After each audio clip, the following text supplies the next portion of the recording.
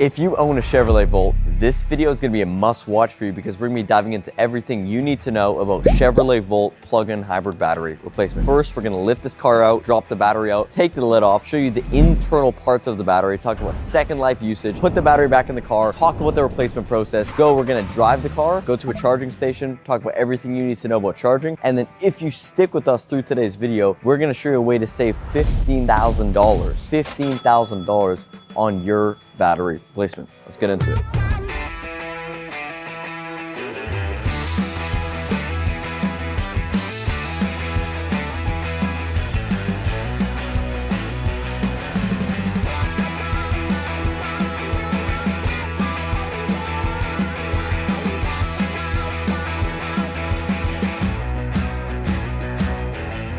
Okay, so we're underneath the car right now. Battery's right above us. Right here, we have the antifreeze we just took from underneath the car. Now we're gonna move this out the way and get to the process of taking this battery out, and then we'll see you on the other side.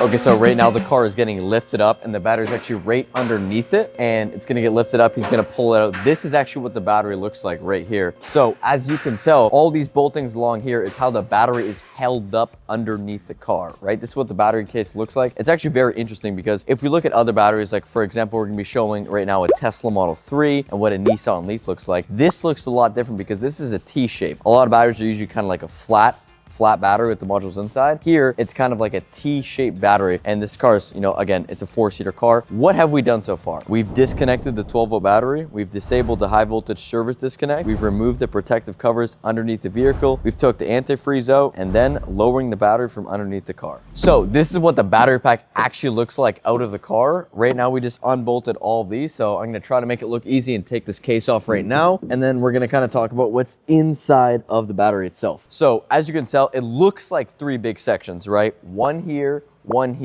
and then one here. But that's actually not the case. It's a lot more intricate. So let me show you how it actually works. There's 9 modules throughout the whole battery pack itself. This is one, this is one, this is one, and there's 9 throughout the whole battery pack. You're gonna have 288 cells throughout the whole battery pack itself. You're gonna have 96 of the cells in series, which is gonna increase the voltage of the battery. And then every 3 cell groups, so every 1, 2, 3, they are electronically in parallel, which increases the capacity of the battery itself. Okay, so one of the most important parts of the battery pack itself that not many people talk about is actually the coolant flow. What does that even mean, right? So this battery has liquid cooling. So if we go way back to like a generation 1, generation 2, or generation 3 Prius, it's air cooling. So there's a fan and the fan is cooling down the battery itself. But later on, they found out that wasn't the most effective thing. So with a lot of EV batteries now, especially Teslas as well, it is liquid cooling. So why that's important? Because batteries fail in the heat. So if you live somewhere hot like California, Arizona, Texas, Florida, even with the liquid cooling and this new system that they have, your battery will fail sooner than living somewhere in like a Seattle or a more mild climate. Why this is really important as well is, for example, a Nissan Leaf battery pack, it doesn't have a TMS, which is a thermal management system, which detects the temperature of the battery itself. So we have a lot of people that come to us in the wintertime, especially with a bad Nissan Leaf battery, because it can't really warm up the battery. So why cooling is super important is because when the battery overheats, it can cool it down. Because again, batteries fail in the heat. The reason why, the cells that are inside the battery pack, when heat comes in and they're not getting cooled down, they begin to overheat and the chemistry inside of the cells begin to break down. And this could be something simple. It's not like, okay, your battery overheats and it's just done. You will experience stuff like range loss and degradation of the battery, but over time, it could lead to a battery failing or just extreme range loss where you will have to come to a company like us and replace the battery. Let's talk about what this coolant system actually does here. So the way it works is the coolant enters the pack, flows through these channels and plates that sit alongside the modules, and then it exists in the battery. So it's constantly circulating, carrying heat away from the cells as the vehicle is driving or charging. Another thing is that the system doesn't just cool the battery, it can also help maintain the temperature in colder conditions. The vehicle's thermal system can regulate the battery so it stays within an optimal range, whether it's hot or cold outside. Okay, so we've taken the battery out of the car currently. We've talked about the battery, all the internal parts of it, everything you need to know about that. Now we're gonna take the battery, put it back in the car, install it, then we're gonna take it on a test drive, go to a charging station, and let's go from there. All right, guys, so we got the Volt in front of us right now. This is a different color one for those that were paying attention, but I want to first talk about what a Volt is and what a Volt isn't, because a lot of people don't really understand this. It's not a hybrid and it's not an EV. It's a plug-in hybrid. So you have the option for electric and you have the option for gas, but it's not something where like you press a button and you can go to gas, or you press a button and you can go to electric. First, what this is going to use is this is going to use all of the electricity. So if you go right here, this is actually the charging port right here. You can go and you charge the vehicle right here. So left side of the vehicle, you're going to have the charging port, and then on the far back right side of the vehicle is where the gas port. And the reason why a Chevrolet Volt is one of my favorite cars is because a lot of people are scared to make the big shift to electric.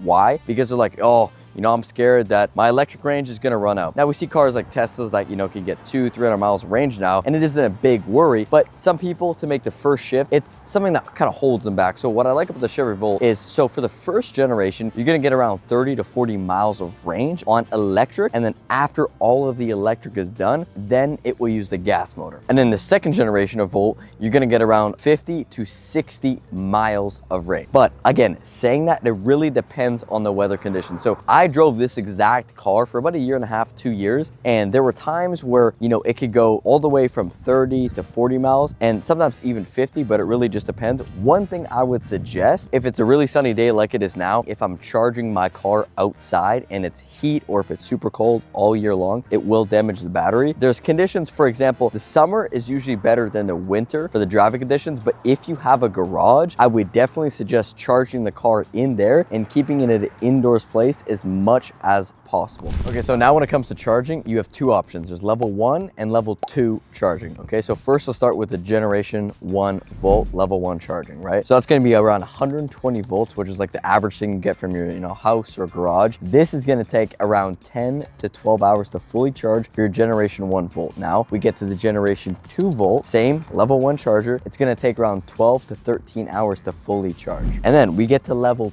2 charging, which is faster. For the generation 1 and generation 2 Chevy Volt, it's going to take only 4 to 4.5 hours to fully charge, and it's going to be 240 volts. So let's go take this on a drive, and I want to show you what the flow looks like when you're driving inside the vehicle. So all right, so now we're inside the Volt, and this is exactly what I wanted to show you guys. So actually we're all out of electric right now. We're running purely on gas, but if you look at this flow chart right here, and if you own a Volt, you'll be able to see this. So right now I'm going all on engine power, right? But as you can tell, when I slow down a little bit, you will see regen power recovery. What that means is this car has regenerative braking. So when I'm slowing down and when I'm braking, it is going to charge up the battery itself. So this is another thing. If you live in a city area or in an area where you're constantly stop go, this is a pretty good car because you'll be charging that battery while you do it. And then there's also times where it will use battery power like it is now, and then it will also use battery and gas power at the same time. So it's a pretty cool combination.